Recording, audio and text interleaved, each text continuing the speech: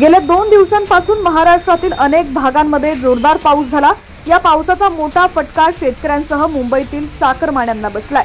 मुंबई आणि उपनगरांमध्ये बुधवारी वादळी वाऱ्यासह जोरदार पाऊस झाला। याचा मोठा फटका हा रेल्वे वाहतुकीला बसला। काही ठिकाणी ओव्हरहेड वायरवर झाडाच्या फांद्या कोसळल्याने लोकलची वाहतूक विस्कळीत झाली होती। तसंच मुंबईमध्ये वादळी वाऱ्याने झाड कोसळून 2 जणांचा मृत्यू देखील झाला।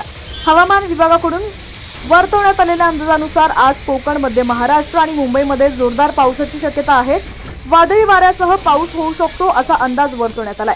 मध्य प्रदेश पासून ते कोकण पर्यंत कमी दाबाचा पट्टा निर्माण झालाय, त्यामुळे महाराष्ट्रातील जवळपास सर्वच जिल्ह्यांमध्ये हवामान विभागाकडून पावसाचा अलर्ट देण्यात आलाय।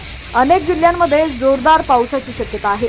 आज रत्नागिरी, ठाणे, मुंबई, पालघर, अहिल्यानगर, छत्रपती संभाजीनगर, जळगाव, धुळे, नंदुरबार, सोलापूर, धाराशिव, लातूर, नांदेड, वाशिम, बुलढाणा, चंद्रपूर आणि गडचिरोली या जिल्ह्यांना पावसाचा हाय अलर्ट देण्यात आलाय। तर 9 मे रोजी विदर्भात जोरदार पावसाची शक्यता आहे। अमरावती, यवतमाळ, वर्धा, नागपूर, चंद्रपूर, भंडारा आणि गोंदिया या जिल्ह्यांना पावसाचा इशारा देण्यात आलेला आहे।